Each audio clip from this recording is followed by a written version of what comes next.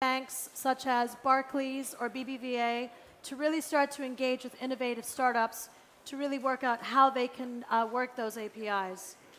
So moderating the panel is James Cameron from Excel. James actually pitched to Excel. His story is quite fun. He was running a fintech company. He pitched to Excel, and they actually liked him so much, they actually ended up hiring him as an associate. So for the past few years, James has been an associate at Excel, one of the largest VC funds in Europe. And I like to say interesting facts about our moderators.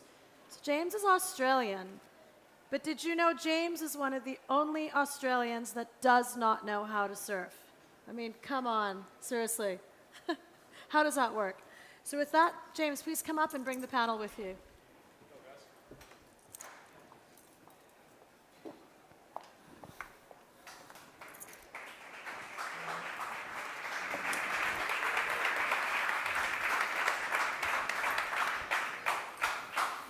So, thanks very much for joining, guys. It's great to see everyone here. I've been coming to this summit for a couple of years now, and it's nice to be in a place that doesn't literally smell like bullshit. And it's a very nice atmosphere in here as well. So, guys, we've got a great panel here today. We've got this is a topic that's very dear to my heart.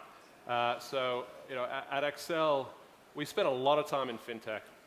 We invest in companies like Funding Circle and World Remit and Braintree. We also spend a lot of time in this API economy right across the board. So companies like Algolia in France and Checker in the US, Carto here in Spain are great examples. And then this is sort of an intersection of these two worlds, which really excites us as investors and I think should excite anyone who's in any way related to the banking or finance world. Because really, we're sort of on this cusp of innovation in fintech, where there's a whole host of startups that are desperately trying to fundamentally change the way we interact with money and the banking system. And traditionally, it's always been held back by sort of one fundamental issue, which is access to the underlying data in the legacy banking systems. And we're now in a world where not only are these banks now opening up and exposing data via APIs to third parties and to their customers, they're also being regulatory mandated to do so. So this is a really interesting space, and I think the panel here we've got is a great combination of consumers, of producers of APIs, of people who are in the grips of either being disrupted or disrupting. So we've got banks and we've got startups, which is fantastic. So let me introduce these guys. Firstly, we've got Nicola Anderson, who's the VP of Marketing at Go Cardless, which is very dear to my heart. It's one of the Excel portfolio, and they really are reinventing the way that companies can accept recurring payments. We've got Raul Alcaraz on the end there, who is from BBVA, which really, if you think about banks are at the forefront of their thinking around APIs. These guys are definitely up there as the top group in Europe. We've got Katharina Luth to my right here, who is the head of Europe at Raisin, which is a startup which is enabling you to, it's a marketplace for savings products across Europe. And Camille Taillon is the CEO of PayPlug, which is a French-based payment company aiming at merchants. So, like I said, it's a good combination.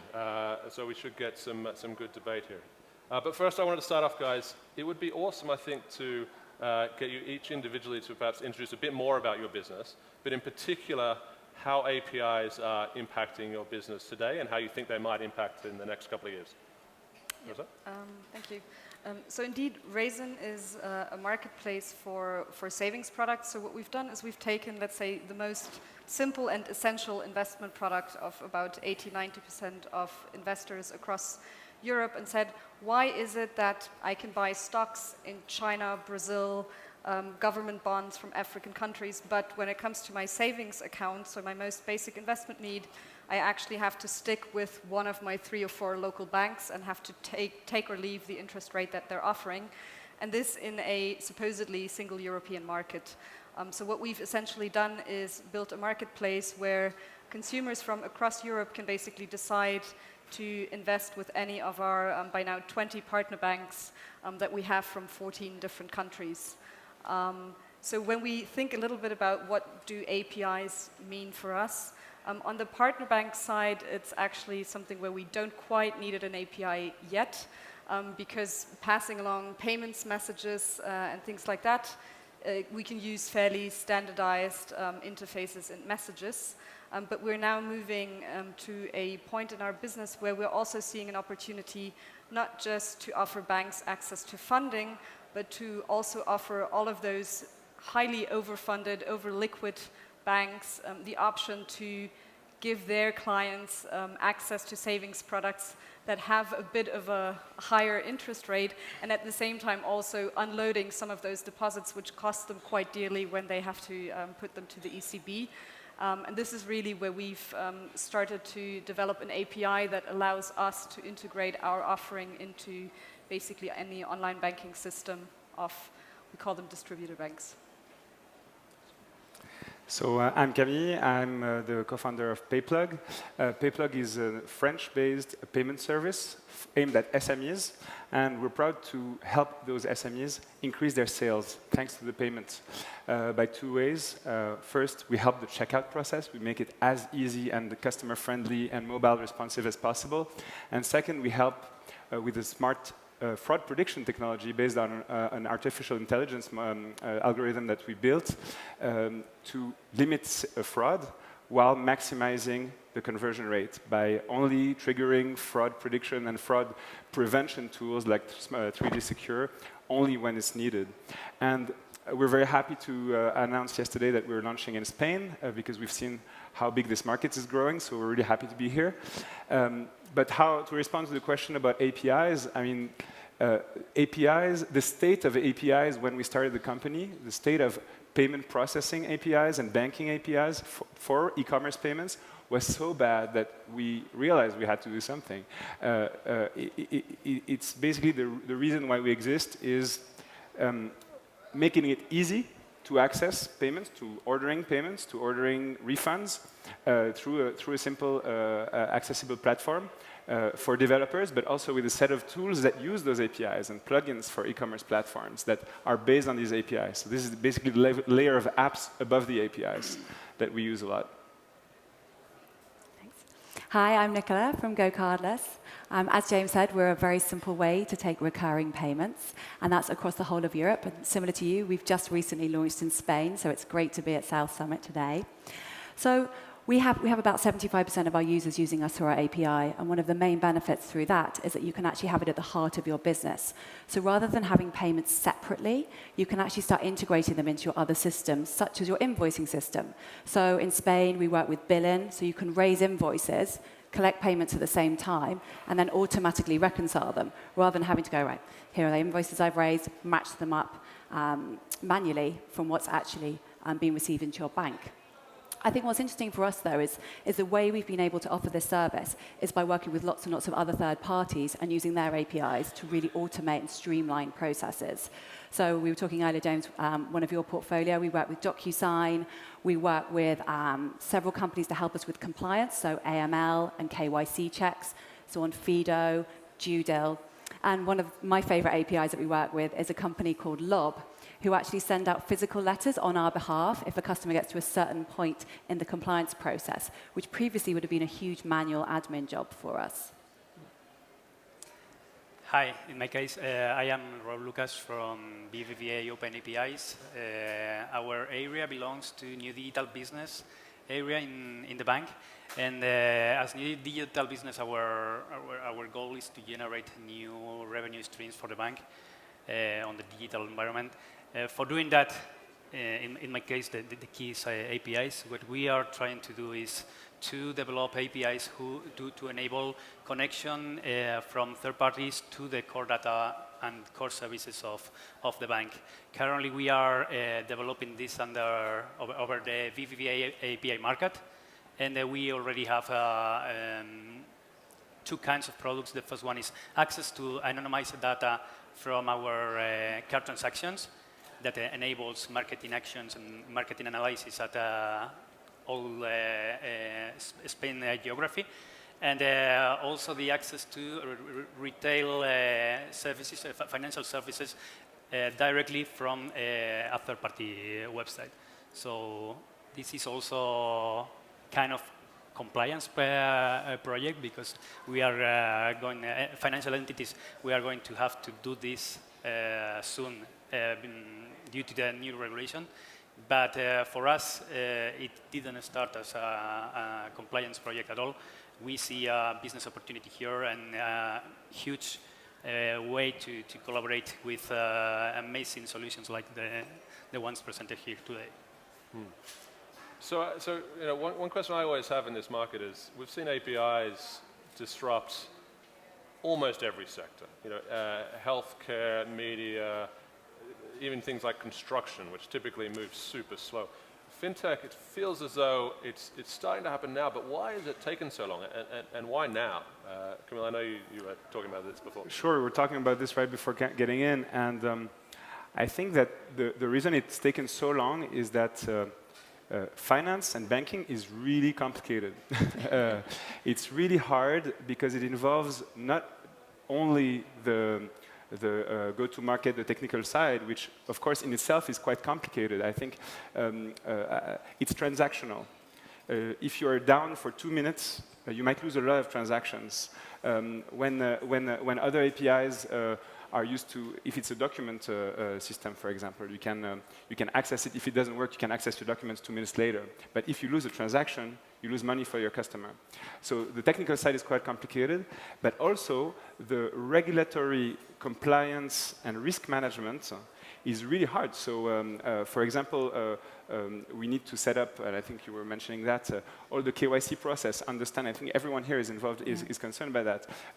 Understanding the customer risk, understanding their activity, knowing if they're on a prohibited list, connecting with a number of partner banks. You were talking about an array of partners, respecting rules of really large and long-established institutions, like the card schemes, like big banks that have agreements within certain countries that are different than other countries. So understanding all that, I mean, behind the API that's super simple, where you copy and paste a few lines of code to set up a payment or to organize a deposit, or it's a full stack of interconnections, compliance that we had to set up. And the technology that we have today has enabled us to be better at that, us, and I think I'm talking about everyone, I guess, here on this panel. When you think of, for example, risk management, it's only now that we can use big data and machine learning to prevent fraud at really large scale with a lot of merchants, or in our case, merchants, at the same time, and a lot of transactions at the same time, that we're able to operate the system without having 2,000 people in a compliance department at a big bank. And what you just said was interesting as well, because it's so different across markets as well. So the privacy and regulations in the US are completely different to the UK. So you have to do it market by market as well. I mean, regulation cuts both ways, right? It also drives a lot of this, and we'll come to PSD2 in a second. But before we get there, you know, one fundamental question that keeps coming up in this is, we live in a world where people are talking to us about how fantastic it's going to be when the banks all expose their data via an API. When they're mandated to do this, it's going to be this explosion of apps on the consumer side and on the B2B side. What is the sort of the killer apps, do you think, that are really going to be driving a lot of this uptake? Is it personalization? Is it savings? Is it what do you think, Catherine? You're building something that will be based on apps eventually. What do you think? Yeah, I think it really, ultimately, the question is, where can we really solve a true pain point for customers? And so, for example, when I look at the US, payments in particular for sort of retail consumers is a huge topic. And if I look at how long it sometimes takes to do a simple transaction in the US, I fully understand why that might be a way bigger pain point than, for example, across Europe, where, yes, SEPA is not real time, but it's, I would say, fairly standardized and fairly easy. So I think it's really going to be about what are those apps that are really solving the pain point for the consumer. And this could be I want my consumer loan in 5 minutes. This could be I want my really simple savings plan, or be a term deposit, or I want something that automatically, whenever I go pay somewhere, puts 50 cents or €1 on the side. So I really think it will depend a lot on what consumer you're looking at and what their key pain points are. My opinion here is that probably there is not going to be a killer app that revolutes everything, but that the capabilities that we are going to be seeing with the new regulation and with the exposing of financial services for APIs is that almost every company is going to be able to offer financial services on their core functionality, even when they are not in banking right now. So probably there are going to be enterprises or customers accessing to financial to cover their financial needs, maybe in a Carrefour or in Amazon, or without the need to go to a bank or to a fintech to get this solved. And Lucas, you've got a fairly unique position in all of this, right? Because you stand as the gatekeeper to a lot of the customer data, being the representative of the banks on this panel. Where do the banks fit in all this? You know, I've heard it said a few times now that people need banking, but they may not need banks. And that's completely what I was saying. But my opinion here is that banks are not going to disappear completely. Of course, some of them will, because we are seeing that not all of them are being reacting to the new ecosystem, and the fintechs startups are here and are here to stay. So that's if somebody doesn't see that, they are going to disappear completely. But I don't think banks, traditional banks or big banks that are able to react and to adapt to new times with the kind of initiatives that BBVA is pushing, are going to stay and are going to participate in this new ecosystem. But do you do it?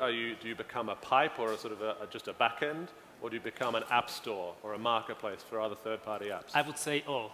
I want it all. BBVA is betting on trying to participate on all the verticals and all the ways that it can be possible as pipes. I don't care if we lose the customer relationship with our customer, if the customer finally has a chance to get the best loan or the best credit card experience, what is what they need. As long as we can participate of that experience and we can cover the customer need. I think that's what's going to be interesting, though. The banks become more like your trusted advisor. So it's a marketplace where they sit at the center of it, and the customer is saying, "I'm looking for a loan," and you'll be showing them the variety of loans available and saying this one's the best one for you. I think that's the big change. It's not about product first, it's about customer first, which isn't something that banks are famous for. Yeah, but there is a lot of fear within our organizations to lose that customer relationship.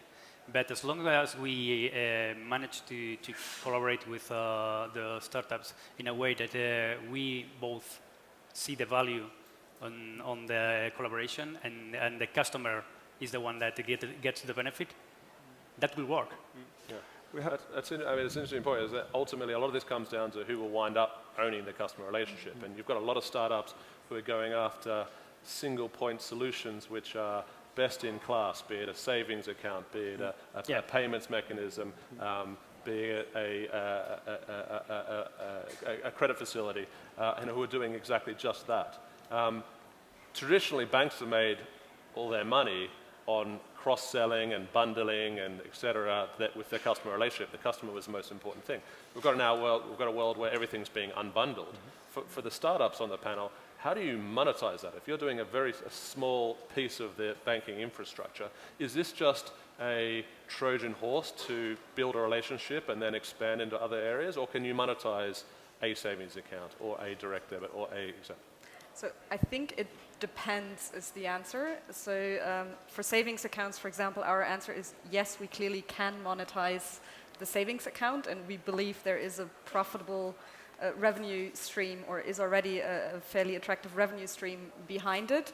But then yes, I guess most startups do have that idea of eventually expanding in one way or another versus, I would say, for in particular, quite a few of the, let's say, mobile banks or mobile banking apps that provide a free current account.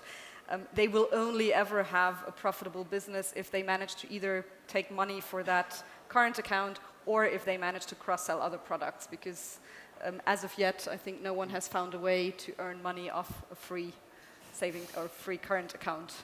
I have a slightly different view on that one, not opposite, but you say if you focus on a very narrow, specific problem, the question is, will you eventually expand? And I think you won't expand laterally to, at least our view at PayPlug is that we won't expand laterally to other financial services necessarily, but we will go deeper on that problem in a way that will always bring us so far ahead from the financial institution that we will always be relevant. And instead of, for example, offering credit, for example, to our merchants, we thought, okay, what's next? Instead of doing payments and refunds, which is basically what has been available for a long time, what's the next thing? And maybe the other issue, the next issue that's linked to that in an e-commerce website is fraud prediction. That's why we invested in that. And I think that every player in that space, whether it's GoCardless or other payment provider,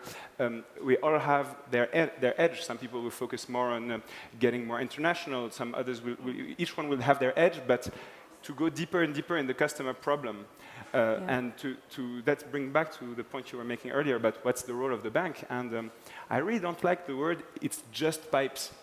It's hard to make pipes. And I think that we talk to big banks all the time, and we see that we are partners with a number of them. We see a lot of complementarity, but unlike the telecom business, which I think the pipes comes from, the pipe analogy comes from, where it's actually really just antennas, the pipes that the bank builds is basically being part of many really hard to access clubs. And that's really hard to do. It's hard to go and enter in France and say, I want to be partner as part of the club of the 6 banks that pretty much define the standard of how they're going to transact together. And that is really a valuable pipe. So I believe the banks that will know how to position themselves to players that will probably get more close to the customer, those who accept that their distribution network of branches is probably not going to be there for a long time anymore and focus to this pipes, but valuable pipes, I think they will win. Yeah, I absolutely agree. And for us, we're really focused on being the best direct debit provider. We have no ambitions to start offering credit cards or to be a PSP. And one option is that we're starting to expand globally. As I said, we've just launched in Spain. And we really believe in collaboration with the banks. So we actually have a number of banks we work with where they will refer some of their customers, some of their small businesses who are looking for a direct debit solution, say, go and work with GoCardless. I guess the big driver on the horizon for all of this is PSD2. I lived through a world where people used to have to scrape their way into bank accounts and use tools like Yodlee, who used to provide that as a service. We're now looking at a situation where it's mandated access. The keys to the castle are being given away to anybody who wants to attack into an API. What does this mean? Firstly, is this fair on the banks, Lucas? And secondly, what impact is this going to have, this regulation? Well, from the bank perspective, of course not. we have been kind of enduring fintechs or other companies. Do you want to just quickly describe what the regulation is, PSD2, and just in case anybody hasn't got it? Very summarizing, PSD2 regulation is going to force all financial entities to open through an interface. It could be an API, it could be other thing, but probably most of financial entities will do it through APIs to open their core banking to any third-party provider who certifies as it, to get access on customer demand. If a BBVA customer asks Fintonic, for example, here in Spain, is a big PFM, I don't know if you ever asks to do that, and they currently do communicate and get the data from BBVA through screen scraping. And with PSD2, we are going to have to facilitate an API to get them access to those data. So what I was saying is that I don't see from the bank perspective that we have to invest from a technical perspective in enable these new interfaces to get to connect to these third-party providers freely with no cost, when currently they are trying to develop their own screen scraping or paying somebody to do that. And now they are going to benefit of this without cost, and they are making business on top of that. From the customer perspective, I understand the customer data is not us, is from the customer, so they have to be able to share it with whoever they want. And if PSD2 at least regulates safe mode or a secure mode to do this, it will worth it. Nice. So we're all feeling sorry for the banks, of course. But equally, you know, as we've said, you need to, as a startup, you need to work with banks. I guess, Katarina, you guys are constantly having to cooperate with banks and build relationships, and Nicole as well from Go Cardless. How do you guys, have you guys got any tips for working with banks? They're big organizations, sometimes, unlike BBVA, they don't move very quickly.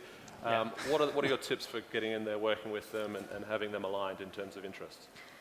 Indeed, so I think two things are indeed very important. One is indeed you need some sort of alignment of interests. So it needs to not just be beneficial for us or any other fintech startup to collaborate with the bank, but the bank needs to see some sort of value in it as well, which I think goes a bit without saying. Completely agree.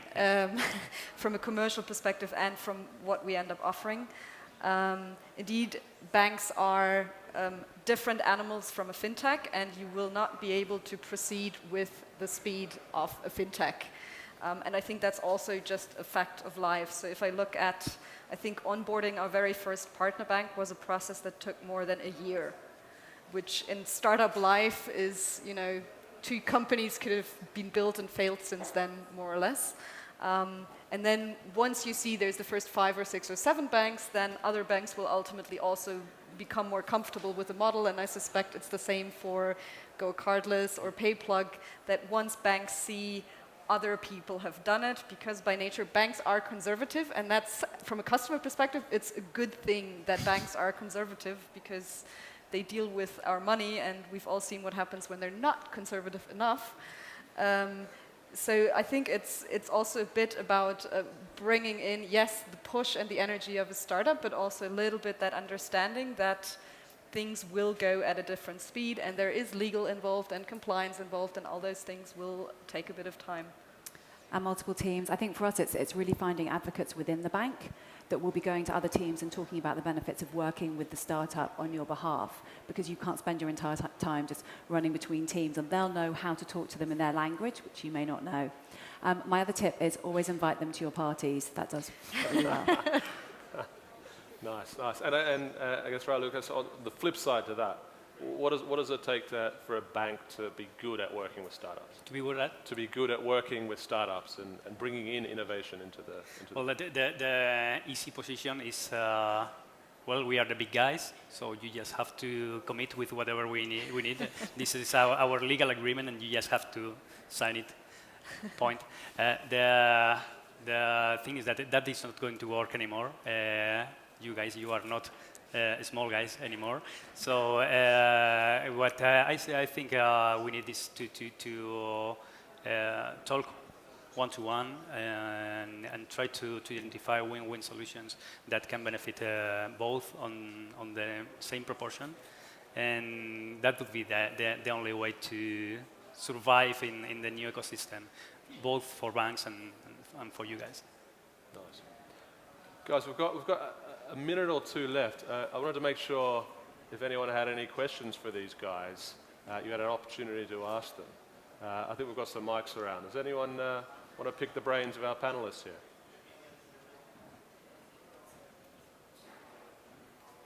Doesn't look like it. Okay. I'm sure these guys are around. If you're just being shy and you want to ask them privately, they'll be around for a little while. So come up and do so. Guys, thank you very much for coming. Thank you to the panelists. Thank you. Thank you. Thanks, guys. Thank you.